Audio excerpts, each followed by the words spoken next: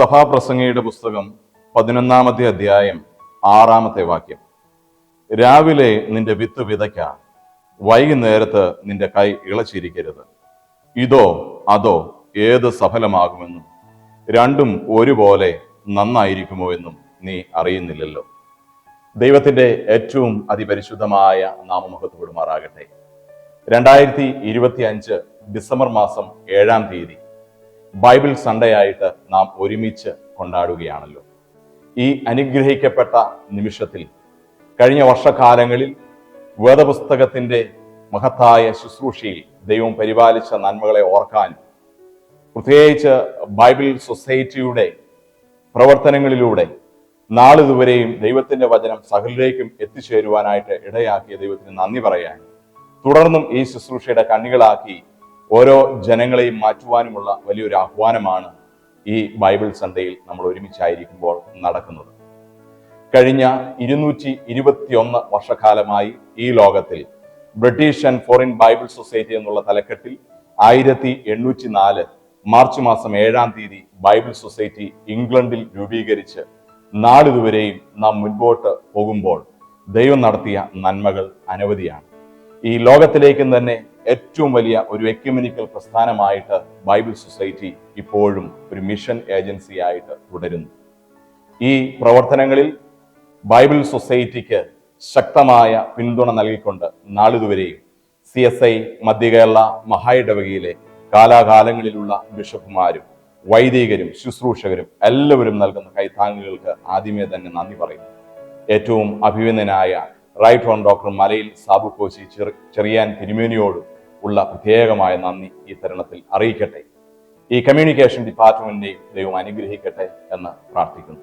ഞാനൊരു സംഭവ ചരിത്രം പറഞ്ഞുകൊണ്ട് ആരംഭിക്കുവാൻ ആഗ്രഹിക്കുകയാണ്. ഇംഗ്ലണ്ടിലെ വെയിൽസ് എന്ന് പറയുന്ന ഗ്രാമത്തിൽ ഒരു സാധാരണ കുടുംബത്തിൽ ജനിച്ചു വളർന്ന ഒരു പിഞ്ചു ബാലിക. അവളുടെ ചെറുപ്പത്തിൽ തന്നെ പിതാവും മാതാവും പെൺകുട്ടിയും അടങ്ങുന്ന ഒരു നിർധന കുടുംബം. ചെറുപ്പത്തിൽ തന്നെ അവൾക്ക് കൈമുതലായിട്ടുണ്ടായിരുന്ന ഒരു ശീലമായിരുന്നു എല്ലാ ഞായറാഴ്ചയും ദൈവാലയത്തിലേക്ക് പോവുക എന്നുള്ളത്.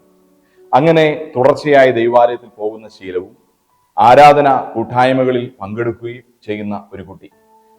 അവരുടെ ദേശത്തിന്റെ ഒരു പ്രത്യേകത 1800 കാലഘട്ടത്തിലെ ചരിത്രമാണ് ഞാൻ പറയുന്നത്. അന്ന് അവർക്ക് ആർക്കും സ്വന്തമായിട്ട് ഒരു ബൈബിളിന്റെ പ്രതി പോലും കൈകളിൽ ഇല്ല. എന്നാൽ ആലയത്തിൽ ചെല്ലുമ്പോൾ അത് വായിച്ചു കേൾക്കാനും പുരോഹിതൻ പ്രസംഗിച്ചു കേൾക്കാനും ഒക്കെ ലഭിക്കുന്ന ഒരേ ഒരു അവസരം. ആ കുടുംബം അങ്ങനെ അവര് വചനം ബൈഹാർട്ട് ചെയ്യുകയും അവരുടെ ഫാമിലി പ്രേയേഴ്സിൽ മനഃപ്പാഠമാക്കിയ വചനങ്ങൾ ഉരുവിടുകയും അങ്ങനെ മുൻപോട്ട് പോയിരുന്ന ഒരു കാലഘട്ടം. അവരുടെ 9-ാമത്തെ വയസ്സിൽ മാത്രമാണ് ഒരു ഏകാധ്യാപക സ്കൂള് ആ ഗ്രാമത്തിലേക്ക് കടന്നു വരികയും ആ ഏകാധ്യാപക സ്കൂൾ മറ്റ് ബിൽഡിങ്ങുകൾ ഇല്ലാത്തതിനാൽ പള്ളി തന്നെ പള്ളിക്കൂടമായിട്ട് മാറി വായന പഠിച്ചു തുടങ്ങി. വായന പഠിച്ചു തുടങ്ങിയപ്പം ഈ പെൺകുട്ടിയുടെ ഉള്ളിന്റെ ഉള്ളിൽ മൊട്ടിട്ട ഒരാഗ്രഹമാണ്, എനിക്ക് എൻ്റെ ഹൃദയഭാഷയിൽ ഒരു ബൈബിൾ സ്വായത്തമാക്കണം, വെയിൽസിലെ ഭാഷയിൽ ഒരു ബൈബിൾ സ്വായത്തമാക്കണം. ഈ ആവശ്യത്തെ ഓർത്ത് ആ പെൺകുട്ടി പ്രാർത്ഥിച്ചു, ആഗ്രഹിച്ചു.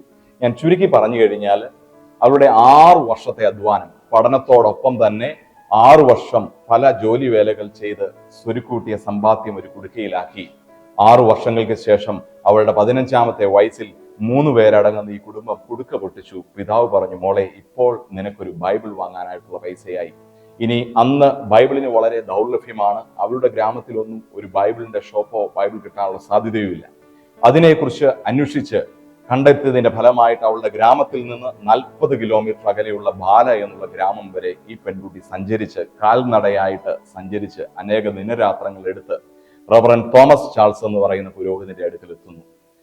ഈ പുരോഹിതനോട് തന്റെ സ്റ്റോറിയൊക്കെ തുറന്ന് പറഞ്ഞപ്പോ പുരോഹിതൻ തന്റെ സ്നേഹിതന് വിറ്റുവെച്ചിരുന്ന ബൈബിൾ ഇവൾക്ക് കൊടുത്ത് വെയിൽസിലേക്ക് ആദ്യമായിട്ട് ബൈബിളുമായിട്ട് കടന്നു വരുന്ന പെൺകുട്ടിയായിട്ട് ഈ പെൺകുട്ടി മാറുന്നു. അവളുടെ പേരാണ് നമുക്ക് ഒരുപക്ഷെ അറിയാവുന്ന മേരി ജോൺസ് എന്ന് പറയുന്ന ധീരയായ വനിത. ഈ വനിതയുടെ ചരിത്രം, ഈ പെൺകുട്ടിയുടെ ചരിത്രം അവിടെ അവസാനിച്ചില്ല. റവറൻ തോമസ് ചാൾസ് എന്ന് പറയുന്ന പുരോഹിതൻ 1804 ഇംഗ്ലണ്ടിലെ ഒരു സത്രത്തിൽ 300-ൽ പരം സഭാപിതാക്കന്മാരും ലീഡേഴ്സും കൂടിയിരുന്ന സദസ്സിൽ ഈ പെൺകുട്ടിയുടെ ചരിത്രം പങ്കുവെച്ചതിന്റെ ഫലമായി അവിടെ കൂടിയിരുന്ന ആളുകൾ ഒരുമിച്ച് ഒരു തീരുമാനമെടുത്തു. വെയിൽസിലേക്ക് 10,000 ബൈബിൾ ഉടൻ തന്നെ പ്രിന്റ് ചെയ്ത് നമുക്ക് അവൈലബിൾ ആക്കണം. ചർച്ചകൾ സജീവമായപ്പോൾ ഒരു സഭാപിതാവ് ഇപ്രകാരം പറഞ്ഞു, if it is for Wales, why not for the whole world? വെയിൽസിലേക്ക് 10,000 ബൈബിൾ പ്രിന്റ് ചെയ്ത് അയക്കാമെങ്കിൽ ഈ ലോകത്ത് മുഴുവൻ ബൈബിൾ കൊടുക്കുന്ന ഒരു പ്രസ്ഥാനത്തെക്കുറിച്ച് എന്തുകൊണ്ട് നമുക്ക് ചിന്തിച്ചുകൂടാ എന്നുള്ള ചർച്ച സജീവമായി അവരെടുത്ത ആ തീരുമാനത്തിന്റെ ഫലമായിട്ടാണ് 1804 മാർച്ച് മാസം 7-ാം തീയതി British and foreign Bible society എന്നുള്ള തലക്കെട്ടിൽ ഈ ലോകത്തിൽ തന്നെ ബൈബിൾ സൊസൈറ്റി അന്ന് ഉടലെടുക്കുന്നു. ഞാൻ കണക്കുകളിലേക്ക് മടങ്ങി വരാൻ ആഗ്രഹിക്കുകയാണ്.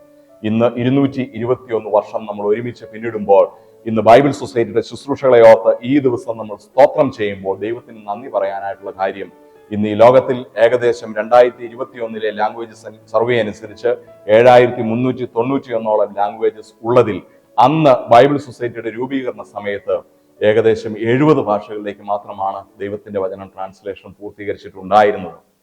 എന്നാൽ ഇന്ന് 221 വർഷം പിന്നിടുമ്പോൾ നമ്മൾ ഒരുമിച്ച് അതിന്റെ ഭാഗമാകുമ്പോൾ 70-ൽ നിന്ന് 3666 ഭാഷകളിലേക്ക് ദൈവത്തിന്റെ വചനം എത്തിച്ചു കൊടുക്കുവാൻ നാളിതുവരെ നമുക്ക് സാധിച്ചു. ഇത് ദൈവത്തിന്റെ വലിയൊരു സുവിശേഷ പ്രവൃത്തിയായിട്ട് എല്ലാ സഭകളുടെയും പിന്തുണയോടുകൂടി നമ്മൾ ഒരുമിച്ച് മുന്നേറുകയാണ്. അതിനുശേഷം 1811 ഫെബ്രുവരി 21 കൽക്കട്ടയിൽ ബൈബിൾ സൊസൈറ്റി ഓഫ് ഇന്ത്യ തുടക്കം കുറിച്ച് ഇന്ന് 213 വർഷം നമ്മൾ ഒരുമിച്ച് പിന്നിടുന്നു. ഓൾ ഇന്ത്യ ലെവലിൽ 17 ഓക്സിലറീസ് ആയിട്ട് എല്ലാവർക്കും ദൈവത്തിന്റെ വചനം എത്തിച്ചു കൊടുക്കുക എന്നുള്ള വലിയ ദൗത്യത്തിൽ നമ്മൾ ഒരുമിച്ച് കണ്ണികളായിരിക്കുകയാണ്. ഇന്ന് 1672 ലാംഗ്വേജസ് ഇന്ത്യയിലുള്ളതിൽ 180 ഭാഷയിലേക്ക് നാം ഇന്ന് ബൈബിൾ സൺഡേ ആയിട്ട് ആചരിക്കുന്ന ഈ നിമിഷം വരെയുള്ള കണക്കുകൾ പരിശോധിക്കുമ്പോൾ 180 ഭാഷയിലേക്ക് ദൈവത്തിന്റെ വചനം ട്രാൻസ്ലേറ്റ് ചെയ്തെത്തിക്കാനായിട്ട് സാധിച്ചു. ഇനിയും അനേക ഭാഷകളിലുള്ളവരെ ദൈവവചനവുമായിട്ട് റീച്ച് ചെയ്യണം. അത് നമ്മളെ ഏൽപ്പിച്ചിരിക്കുന്ന ഉത്തരവാദിത്തമാണ്. അതിനുശേഷം കേരള സ്റ്റേറ്റ് ഫോം ചെയ്ത അതേ വർഷം 1956 ജൂൺ മാസം 30-ാം തീയതി കോട്ടയം കേന്ദ്രീകരിച്ച് ബൈബിൾ സൊസൈറ്റി കേരള ഓക്സിലറിയുടെ പ്രവർത്തനം ആരംഭിച്ച് ഇന്ന് 70 വർഷം നമ്മൾ ഒരുമിച്ച് പിന്നിടുന്നു. നാളിതുവരെയും ഇതിന്റെ കൈത്താങ്ങലായ എല്ലാവർക്കും ഹൃദയത്തിന്റെ ഭാഷയുള്ള നന്ദി അറിയിക്കുകയാണ്. ഇന്ന് ബൈബിൾ സൺഡേ ആയിട്ട് നമ്മൾ ഒരുമിച്ച് കൊണ്ടാടുമ്പം വേദപുസ്തക സമൂഹത്തെ ഓർത്ത് പ്രാർത്ഥിക്കാം. നമുക്ക് ദൈവം നൽകുന്ന ചെറുതും വലുതുമായ ദാനങ്ങൾ പങ്കുവെക്കാം. അങ്ങനെ ചെയ്യുമ്പോൾ ഈ ദൈവത്തിന്റെ മാറ്റമില്ലാത്ത വചനം ഇതുവരെയും എത്താത്ത ആളുകൾക്ക് ഇങ്ങനെ ഒരു വചനമായിട്ട് എത്തുമ്പോഴുള്ള വലിയ സന്തോഷത്തിൽ നമ്മളും പങ്കുകാരാകുന്നു. ചുരുക്കി പറഞ്ഞാൽ നമ്മളും സുവിശേഷത്തിന്റെ വലിയ വക്താക്കളായിട്ട് മാറുന്നു. നമ്മൾ ഇപ്രകാരം കേട്ടിട്ടുണ്ട്, ഈ ലോകത്തിലേക്കും വെച്ച് ഏറ്റവും വലിയ സുവിശേഷകൻ the printed word of God ആണ്. ഈ ലോകത്തിലേക്കും വെച്ച് ഏറ്റവും വലിയ സുവിശേഷ വേല ഈ വചനമില്ലാത്ത ഒരാൾക്ക് നമ്മുടെ കരങ്ങൾ കൊണ്ട് കൊടുക്കാൻ പറ്റിയ അതാണ് ഏറ്റവും മഹത്തരമായ വേല. എല്ലാവർക്കും ഒരുപക്ഷെ ഈ ദൈവവചനം സ്വന്തമായി കൊടുക്കുവാൻ സാധ്യതയില്ലെങ്കിലും ഈ ശുശ്രൂഷയുടെ ഭാഗമാകുമ്പോൾ നമ്മൾ അറിയാതെ തന്നെ ഈ സുവിശേഷ പ്രയത്നത്തിൽ പങ്കുകാരായിട്ട് മാറുകയാണ്. അതുകൊണ്ട് പ്രിയമുള്ളവരെ, കർത്താവ് നമ്മളെ ഏൽപ്പിച്ച ദൗത്യം നമുക്ക് നിറവേറ്റാം. രാവിലെ നിന്റെ വിത്ത് വിതയ്ക്കാം, വൈകുന്നേരത്ത് നിന്റെ കൈ ഇളച്ചിരിക്കരുത് എന്ന് സഭാപ്രസംഗി നമ്മളെ ഓർപ്പിക്കുന്ന അവസരത്തിൽ ജീവിതത്തിന്റെ അനിശ്ചിതാവസ്ഥ നിറഞ്ഞ ഒരു സന്ദർഭത്തിലാണ് സഭാപ്രസംഗി നമ്മളോട് ഇത് പറയുന്നത്. ജീവിതത്തിന്റെ ഏത് സാഹചര്യത്തിലും വചനമാകുന്ന ഈ വിത്ത് വിതയ്ക്കാനുള്ള വിളി നമുക്ക് ഉണ്ട്. Call is for all and all times. വിതയ്ക്കാനുള്ള വിളി എല്ലാ സമയത്തുമുണ്ട്, അത് എല്ലാവർക്കുമാണ്. അതിന് വ്യത്യസ്തതകളില്ല. പുരോഹിതന്മാരെന്നോ ബിഷപ്പുമാരെന്നോ ശുശ്രൂഷകരെന്നോ ലേ പേഴ്സൺസോ എന്നുള്ള വ്യത്യാസമില്ല. ഈ വചനം സകലിലേക്കും എത്തിക്കാൻ എല്ലാ സമയത്തും ജാഗരൂകരായിട്ട് നമുക്ക് ഇരിക്കുവാനായിട്ട് സാധിക്കണം. അത് വിശ്വസ്തയോടെ ചെയ്യുവാനായിട്ട് നമുക്ക് ഇടയായിട്ട് തീരണം. Do it faithfully as for God. ദൈവത്തിന് വേണ്ടി എന്നതുപോലെ വിശ്വസ്തയോടെ ചെയ്യാനായിട്ട് നമുക്കിടയായി തീരണം. പ്രതിഫലം അല്ലെങ്കിൽ അതിൻ്റെ ഫലം എന്ന് പറയുന്നത് അത് ചിലപ്പോൾ ഇരട്ടി അനുഗ്രഹമായിരിക്കാം, ചിലപ്പോൾ ശൂന്യമായിരിക്കാം ഫലം. അതിനെക്കുറിച്ച് നമ്മൾ ബോധേടാകേണ്ട കാര്യമില്ല എന്നാണ് ദൈവത്തിന്റെ വചനം പറയുന്നത്. അതുകൊണ്ട് നാം ചെയ്യേണ്ടത് ചെയ്യുക. കർത്താവിന്റെ വരവാസനമായിരിക്കുന്ന അവസരത്തിൽ ഈ വചനത്തിന്റെ വക്താക്കളായിട്ട് നമുക്ക് തുടരാം. ഈ സാമ്പത്തിക വർഷത്തിൽ 2025-26 സാമ്പത്തിക വർഷത്തിലേക്ക് നമ്മൾ വന്നിരിക്കുമ്പം ഈ വർഷം കേരള ഓക്സിലറി ആയിട്ട് സമാഹരിക്കേണ്ടത് 1,65,00,000 രൂപയാണ്. ഈ ദൗത്യം നമുക്ക് നിറവേറ്റാനായിട്ട് സ്വർഗത്തിലെ ദൈവം സഹായിക്കുമാറാകട്ടെ എന്ന് ആശംസിക്കുകയാണ്. നാം ഇന്ന് ഒരുമിച്ച് ഈ ബൈബിൾ സൺഡേയിൽ ചിന്തിക്കുന്ന ചിന്താ വിഷയം തൽസ്ഥിതിയെ വെല്ലുവിളിക്കുന്ന ദൈവത്തിന്റെ വചനം എന്നുള്ളതാണ്. God's word challenges the status quo എന്നുള്ള ഒരു ചിന്തയാണ്. God's word challenges the status quo. തൽസ്ഥിതിയെ വെല്ലുവിളിക്കുന്ന ദൈവത്തിന്റെ വചനം. ഞാൻ വളരെ പെട്ടെന്ന് ഇന്നത്തെ സഭ അൽമനാക്കിന്റെ അടിസ്ഥാനത്തിലുള്ള റീഡിങ്ങിലൂടെ നമുക്ക് ഒരുമിച്ച് പോകുവാനായിട്ട് ആഗ്രഹിക്കുകയാണ് ചെയ്യുന്നത്. ഒന്നാമത്തെ ചിന്ത എനിക്ക് നിങ്ങളോട് പങ്കുവയ്ക്കാനായിട്ടുള്ളത്, ദൈവവചനത്തിന്റെ പുനരാവിഷ്കാരം ജീവിതത്തെ മാറ്റിമറിക്കുന്നു. The rediscovery of God's word changes life ഒന്നാമത്തെ വേദഭാഗമായിട്ട് നാം ഇന്ന് വായിച്ചത് 2 രാജാക്കന്മാർ 22 അധ്യായം 1 മുതൽ 13 വരെയുള്ള വേദഭാഗമാണ്. അവിടെ വളരെ വ്യക്തമായിട്ട് യഹൂദ രാജാവായ യോശിയാവിന്റെ കാലത്ത് ദൈവവചനം വീണ്ടും കണ്ടെത്തപ്പെടുന്ന ഒരു സന്ദർഭം നമുക്ക് കാണുവാൻ സാധിക്കും. നമുക്കെല്ലാവർക്കും സുപരിചിതമായ ഒരു സ്റ്റോറി തന്നെയാണ്. അത്ഭുതകരമായ ഒരു സംഭവമായിട്ട് ഇതിനെ നമുക്ക് വീക്ഷിക്കുവാനായിട്ട് കഴിയുന്നുണ്ട്. നഷ്ടപ്പെട്ട വചനം അത് അന്ധകാരം നിറഞ്ഞ വഴിയെ പ്രകാശമാക്കി മാറ്റും. വചനം നഷ്ടപ്പെടുന്ന അവസരത്തില് ജീവിതത്തിൽ മനുഷ്യൻ വഴിമുട്ടിപ്പോകുവാനും ജീവിതം അന്ധകാരമായിട്ട് മാറുവാനായിട്ടും സാധ്യതയുണ്ട്. എന്നാൽ വചനം കണ്ടെത്തപ്പെടുമ്പം അന്ധകാരം പ്രകാശമായിട്ട് മാറുന്നു. കർത്താവ് പറഞ്ഞു, I am the light of the world. പിന്നീട് കർത്താവ് പറഞ്ഞു, you are the light of the world. ഈ വചനം നാം നമ്മുടെ ഉള്ളിൽ അത് ക്രിയ ചെയ്യുന്ന അവസരത്തിൽ നാം തന്നെ ഈ ലോകത്തിന്റെ പ്രകാശമായിട്ട് മാറുകയാണ്. യോശിയാവിന്റെ സമയത്ത് യഹൂദ ഒരു ആത്മീയമായിട്ട് അധംപതിച്ച ഇരുട്ടിലായിരിക്കുന്ന ഒരു ഘട്ടത്തിലാണ് നമുക്ക് കാണാൻ സാധിക്കുന്നത്. കാരണം വചനമില്ലാത്ത അവസ്ഥ കപട ആത്മീയതയായിട്ടുള്ള ഒരു അവസ്ഥയായിട്ട് മാറും. അത് ദേശമാണെങ്കിലും സഭയാണെങ്കിലും കുടുംബമാണെങ്കിലും വ്യക്തി ജീവിതങ്ങളാണെങ്കിലും അങ്ങനെ തന്നെയാണ് എന്ന് കാണുവാനായിട്ട് സാധിക്കുന്നു. വചനം, ദൈവത്തിന്റെ വചനം ജീവിതത്തിന് ഒരു പുതിയ നിർവചനം അല്ലെങ്കിൽ ഒരു പുതിയ പുനരാവിഷ്കാരം നടത്തുവാനായിട്ടിടയാകും. ഇവിടെ യോശിയാവിന്റെ ഹൃദയത്തിൽ ബന്ധപ്പെട്ട 3 കാര്യങ്ങൾ, 3 മാറ്റങ്ങൾ വചനത്തിലൂടെ സംഭവിക്കുന്നതായിട്ട് കാണാൻ സാധിക്കും. വചനം വ്യക്തി ജീവിതത്തിലും സമൂഹ ജീവിതത്തിലും കുടുംബ ജീവിതത്തിലും മാറ്റങ്ങൾ സൃഷ്ടിക്കുന്നു. അത് യോശിയാവിന്റെ ജീവിതവുമായിട്ട് ബന്ധപ്പെടുത്തി നമുക്ക് ഇവിടെ കാണാൻ കഴിയും. ഒന്ന്, ഇവിടെ ചിന്തിക്കുന്ന അവസരത്തിൽ വ്യക്തിപരമായ പുതുക്കവും രൂപാന്തരവും യോശിയാവിന് തന്നെ ഉണ്ടാവുകയാണ്. കിൽക്കിയ കണ്ടെത്തിയ വചനം ശാഫാൻ രാജസന്നിധിയിൽ വായിച്ചു കേൾപ്പിക്കുകയാണ്. വചനം കേട്ടപ്പോൾ യോശിയാവിന്റെ പ്രതികരണം, അവൻ വസ്ത്രം കീറുന്നതായിട്ട് നമുക്ക് കാണുവാൻ സാധിക്കുന്നുണ്ട്. അതായത് ആഴത്തിലുള്ള മനോവിഷമവും പശ്ചാത്താപവും ഒക്കെ അദ്ദേഹത്തിന്റെ ജീവിതത്തിലേക്ക് വചനത്തിലൂടെ ഉണ്ടാകപ്പെടുകയാണ്. ഇന്ന് ഞാനും നിങ്ങളും ഈ വചനം കേൾക്കുമ്പോൾ, വചനം വായിക്കുമ്പോൾ, മെഡിറ്റേറ്റ് ചെയ്യുമ്പോൾ നമ്മുടെ ഉള്ളിലും ഈ ഒരു കീറപ്പെടുന്ന അനുഭവം, അനുതാപത്തിന്റെ അനുഭവം, ഏറ്റുപറച്ചിലിന്റെ അനുഭവം ഉണ്ടാകേണ്ടത് വളരെ ആവശ്യമാണ്. അതല്ലെങ്കിൽ ഇതൊരു റൊട്ടീനായിട്ട് മാറ്റപ്പെടുന്നു. വചനം പ്രഘോഷിക്കുമ്പോഴും ഇത് എന്നിൽ തന്നെ രൂപാന്തരം ഉണ്ടാക്കുവാനായിട്ട്, എന്നെ തന്നെ കീറി മുറിക്കുവാനായിട്ട് ഇടയായിത്തീരണം.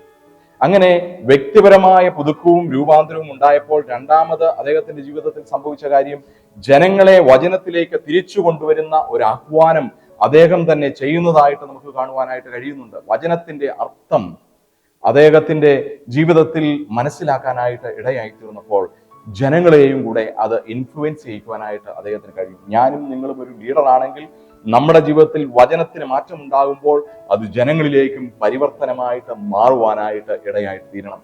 പിന്നീട് സംഭവിക്കുന്ന പരിവർത്തനം എന്ന് പറയുന്നത് ആരാധനയും ശുദ്ധീകരണവുമാണ് അവിടെ നടക്കുന്നത്. വിഗ്രഹങ്ങൾ നീക്കം ചെയ്യുന്നു, ദൈവാലയം ശുദ്ധീകരിക്കുന്നു. ഇങ്ങനെ വചനത്താൽ രാഷ്ട്രീയമായും സാമൂഹികമായും ആത്മീയമായിട്ടും രാജ്യം പുതുക്കപ്പെടുന്ന ഒരു അനുഭവം യോശിയാവിന്റെ സമയത്തുണ്ടാകും. ഇതിന്റെ എല്ലാം കാരണം എന്ന് പറയുന്നത് ഒറ്റ കാരണമേ ഉള്ളൂ, വചനം കണ്ടെത്തപ്പെടുവാനായിട്ടിടയായി തീർന്നു. വചനം കണ്ടെത്തിയപ്പോൾ ജീവിതം സമൃദ്ധമായിട്ട് മാറുന്നു.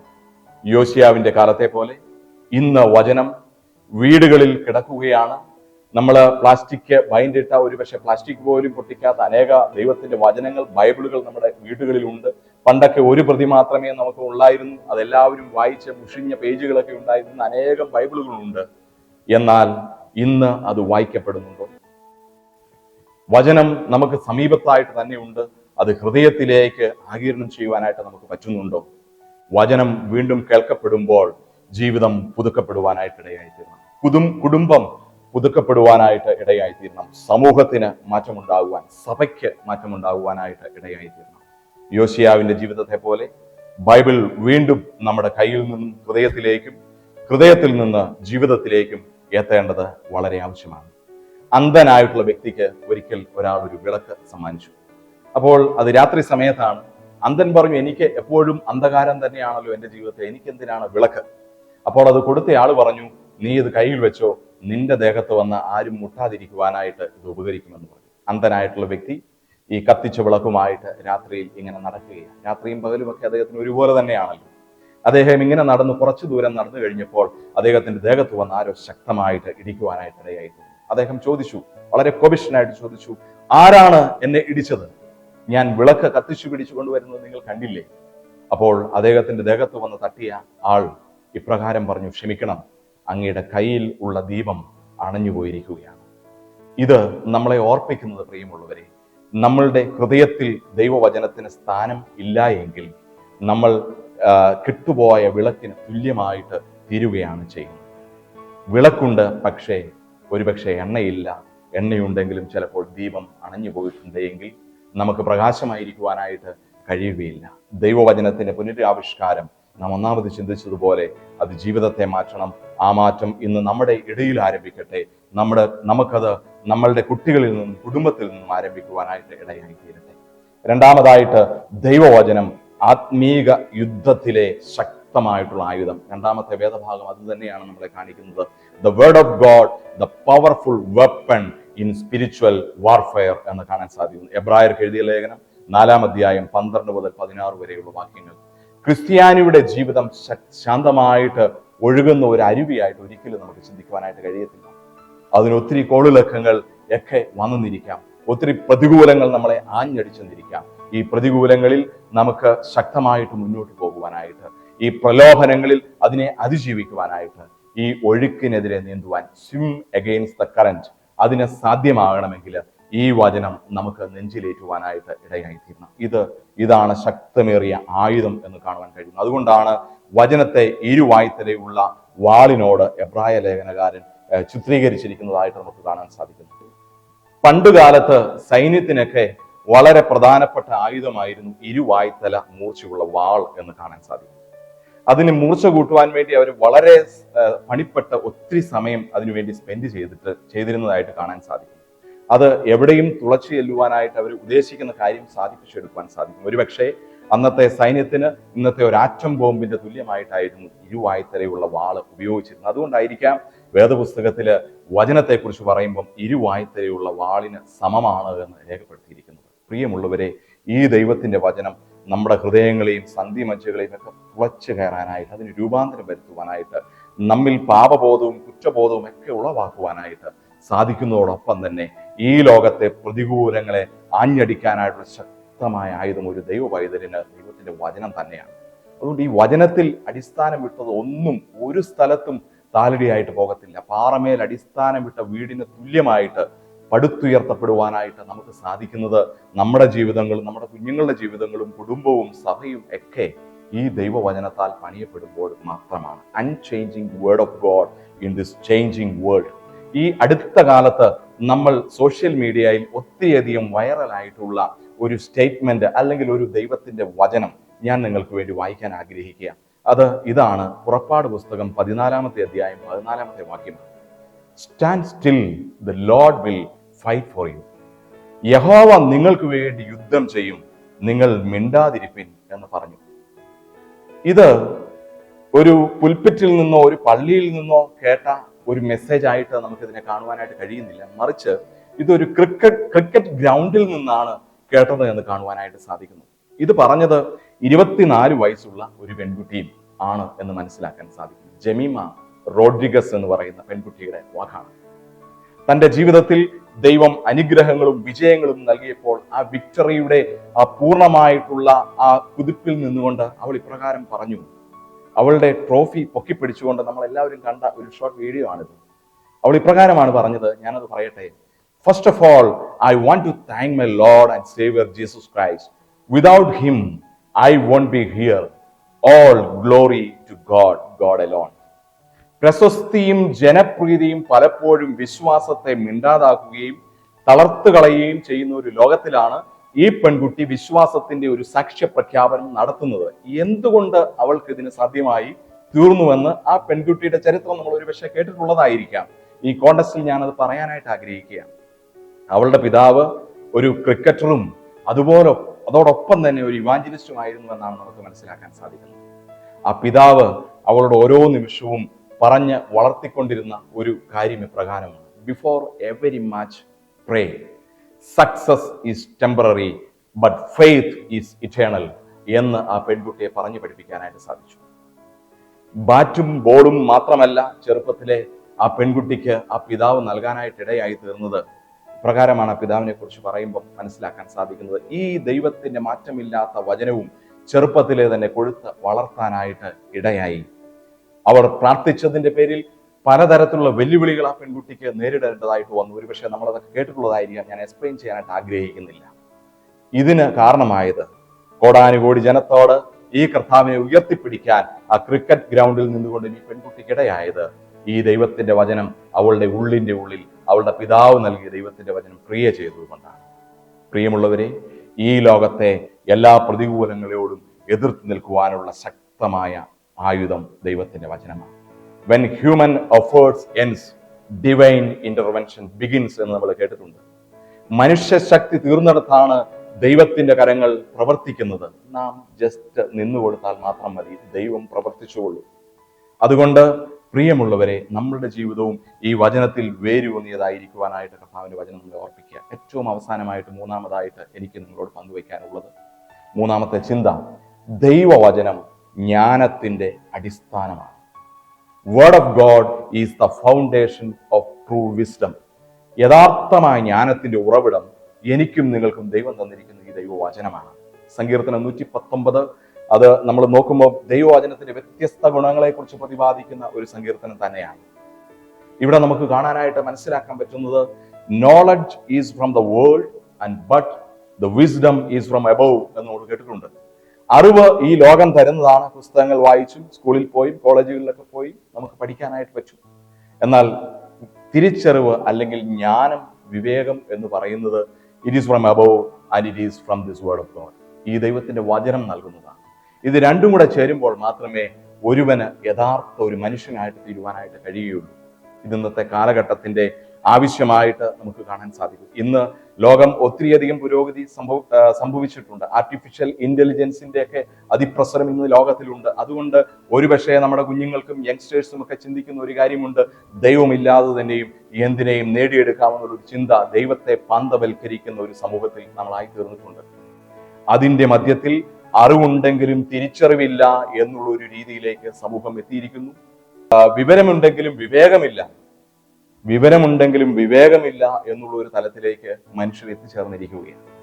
ഇതിന് കാരണമെന്ന് പറയുന്നത് ദൈവത്തിന്റെ വചനം ഉള്ളിന്റെ ഉള്ളിൽ ക്രിയ ചെയ്യാതെ വരുമ്പോഴാണ്. വിശ്വാസത്തിലേക്കും ദൈവത്തിലേക്കും ദൈവത്തിന്റെ വചനത്തിലേക്കും ഒരു മടങ്ങിവരവ് ആവശ്യമാണ്. ഞാൻ റിപ്പീറ്റ് ചെയ്യട്ടെ, ഇന്നത്തെ സമൂഹത്തിന്റെ ആവശ്യം എന്ന് പറയുന്നത് പൂർവ്വപിതാക്കന്മാരുള്ള വിശ്വാസത്തിലേക്ക് ഒരു മടങ്ങിവരവ് ആവശ്യമാണ്. ഈ ജമീമയ്ക്ക് സംഭവിച്ചത് ആ ഒരു മടങ്ങിവരവ് ഉണ്ടായതുകൊണ്ടാണ് അവൾ കർത്താവിനെ സാക്ഷിയായത്. നമ്മുടെ പൂർവ്വപിതാക്കന്മാർ പകർന്നു തന്ന വിശ്വാസത്തിലേക്ക് മടങ്ങി വരാം. അവർ നമ്മളെ പഠിപ്പിച്ച ഈ ദൈവത്തിന്റെ വചനത്തിലേക്ക് ഒരു മടങ്ങിവരവ് ആവശ്യമാണ്. Come back to for fathers faith, come back to God's word and ultimately come back to God. ഇതിന് സാധ്യമായെങ്കിൽ മാത്രമേ ഇന്നത്തെ തലമുറയെ നമുക്ക് കർത്താവിൽ വളർത്തിക്കൊണ്ട് വരുവാനായിട്ട് സാധ്യമായിട്ട് തീരത്തുള്ളൂ. ഞാനൊരു സംഭവ ചരിത്രവും കൂടെ ഓർപ്പിക്കാൻ ആഗ്രഹിക്കുക. ഒരിക്കൽ വിദേശികളുടെ ഒരു സംഘം ആളുകൾ ഇന്ത്യ മഹാരാജ്യം വിസിറ്റ് ചെയ്തു. ആ സമയത്ത് അവർ ഒത്തിരി വികസന പ്രവർത്തനങ്ങളൊക്കെ നടത്തി ഇങ്ങനെ മുൻപോട്ട് പോയിക്കൊണ്ടിരിക്കുകയാണ്. പണ്ട് കാലഘട്ടങ്ങളിലൊക്കെ വന്ന വിദേശ സംഘങ്ങൾ അങ്ങനെയൊക്കെ ആയിരുന്നല്ലോ. അങ്ങനെ മുൻപോട്ട് പോയപ്പോൾ ഒരു ഗ്രാമത്തിൽ ചെന്നപ്പോൾ രണ്ടു കാലിലും എഴുന്നേറ്റ് നടക്കാൻ പറ്റാത്ത ഒരു കുട്ടിയെ കാണാനായിട്ടിടയായി. ആ കുട്ടിയെക്കുറിച്ച് പഠിച്ചപ്പം ഒരു വളരെ നിർധനമായിട്ടുള്ള ഒരു കുടുംബമാണ്. ഒത്തിരി ലക്ഷങ്ങൾ മുടക്കി വേണം ഒരു ഓപ്പറേഷൻ നടത്തിയാൽ മാത്രമേ ഇവന് രണ്ടു കാലിൽ എഴുന്നേറ്റ് നടക്കാൻ പറ്റത്തുള്ളൂ. ചുരുക്കി പറഞ്ഞാൽ ഈ സംഘം അവർക്ക് വേണ്ട എല്ലാ ഇൻവെസ്റ്റ്മെന്റും നടത്തി, ഓപ്പറേഷന് വേണ്ടുന്ന എല്ലാ ക്രമീകരണങ്ങളും ചെയ്ത് ലക്ഷങ്ങൾ മുതൽ മുടക്കുള്ള ഓപ്പറേഷനൊക്കെ ഈ സംഘത്തിന്റെ സഹായത്താൽ ചെയ്തു കൊടുത്ത് അവർ വീണ്ടും വിദേശത്തേക്ക് യാത്ര തിരിച്ചു. 10-15 വർഷങ്ങൾക്ക് ശേഷം ഇതേ സംഘത്തിലുള്ള ചില ആളുകളും പുതിയ ആളുകളും കൂടെ ഇന്ത്യ മഹാരാജ്യം വിസിറ്റ് ചെയ്തപ്പം ഈ വില്ലേജ് ഒന്ന് കാണാനും അന്ന് ഈ ചികിത്സിച്ച് നടക്കുമാറാക്കിയ കുഞ്ഞിനെ ഒന്ന് കണ്ടുകളയാമെന്ന് തീരുമാനിച്ച് അവന്റെ ഗ്രാമത്തിലേക്ക് ചെന്നു. അന്വേഷിച്ചു. അവിടെയുള്ള ഒരു പിതാവിനോട് അന്വേഷിച്ചപ്പോൾ, അന്നുണ്ടായിരുന്ന പ്രായമുള്ള ഒരു അപ്പച്ചനോട് അന്വേഷിച്ചപ്പോൾ അപ്പച്ചന് ഡയറക്ഷനൊക്കെ കൊടുത്തു. അവരുടെ വില്ലേജിൽ ആ വീടിന്റെ സമീപത്തായിട്ട് എത്തി. അവിടെ ചെന്ന് ഈ കുട്ടിയെക്കുറിച്ച് അന്വേഷിച്ചപ്പോഴത്തേക്കും ഇപ്പോൾ അവനൊരു യുവാവൊക്കെ ആയി കാണുമെന്ന് അവർക്ക് നല്ല ഉറപ്പുണ്ട്.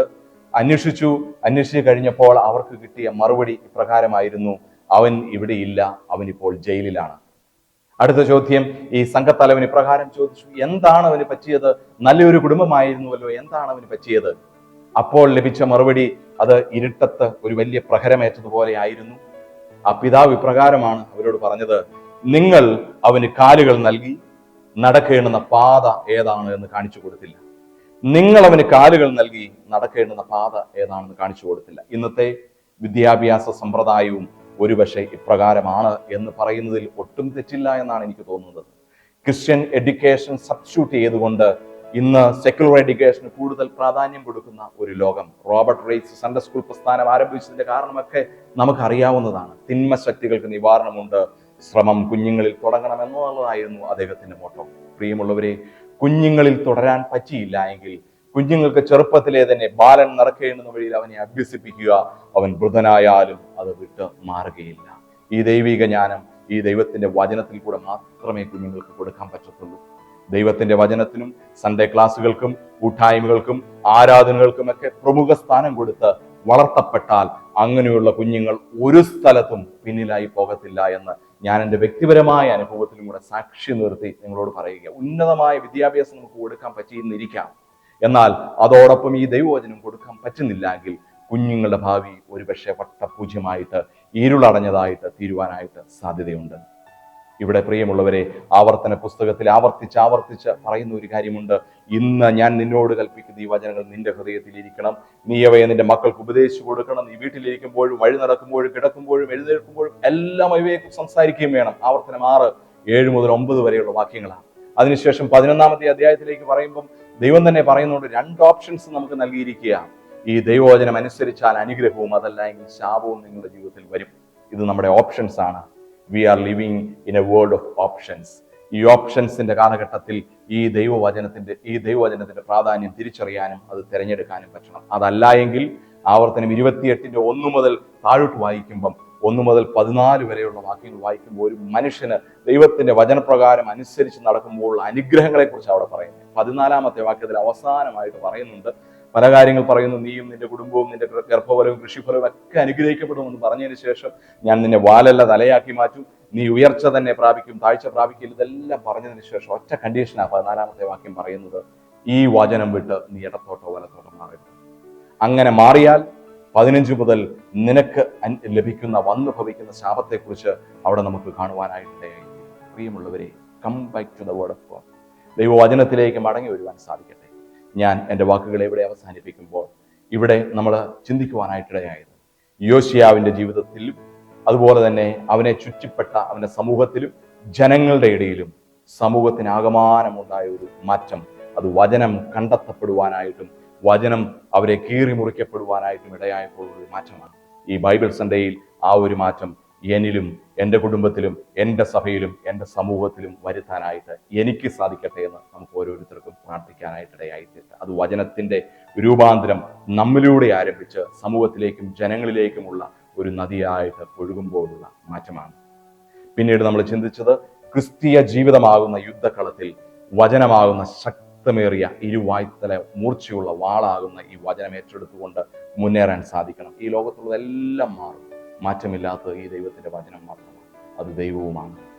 തീർച്ചയായിട്ടും ആ വചനമാകുന്ന ആത്മാവിന്റെ വാളെടുത്തുകൊണ്ട് മുന്നേറാനായിട്ട് സാധിക്കണം.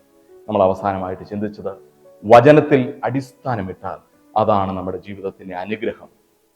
ഈ ലോകത്ത് അറിവും മറ്റ് ശാസ്ത്ര സാങ്കേതിക വിദ്യയുമൊക്കെ പുരോഗമിച്ചു നിൽക്കുമ്പോൾ ദൈവിക ജ്ഞാനത്തിനാണ് നമ്മളെ മുൻപോട്ട് കൊണ്ടുപോകുവാൻ, നല്ല വ്യക്തികളായിട്ട് സമൂഹത്തെ മാറ്റാൻ, ദൈവ സ്വഭാവമുള്ളവരായിട്ട് മാറ്റുവാനായിട്ട് കഴിയുന്നു. അതുകൊണ്ട് തീർച്ചയായിട്ടും പ്രിയമുള്ളവരെ, ദൈവിക വചനത്തിലൂന്നി ദൈവിക ജ്ഞാനമുള്ളവരായിട്ട് അറിവുണ്ടായാൽ പോരാ, തിരിച്ചറിവുണ്ടാകണം. വിവരമുണ്ടായാൽ പോരാ, വിവേകമുണ്ടാകണം. ഇത് തരുന്നത് ഈ ദൈവത്തിന്റെ വചനമാണ്. അതിനുവേണ്ടി ദൈവത്തിന്റെ പരിശുദ്ധാത്മാവ് എന്നെയും നിങ്ങളെയും സഹായിക്കട്ടെ.